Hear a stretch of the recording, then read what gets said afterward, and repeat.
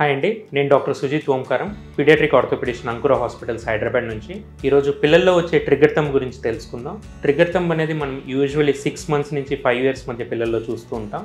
ఇది వచ్చిన పిల్లలు వాళ్ళ థంబ్ని ఇలా బెంట్ చేసిన పొజిషన్లోనే ఫిక్స్ అయిపోయి వస్తుంటారు. సో దీనికి గల రీజన్, ఇక్కడ టెండాన్ అనేది ఫ్లెక్సర్ పాలిసిస్ లాంగస్ అనే ఒక టెండాన్ అనేది ఇన్ఫ్లమేషన్కి గురై అది ఈజీగా గ్లైడ్ అవ్వాల్సిన షీత్లో ఇరుక్కుపోతుంది.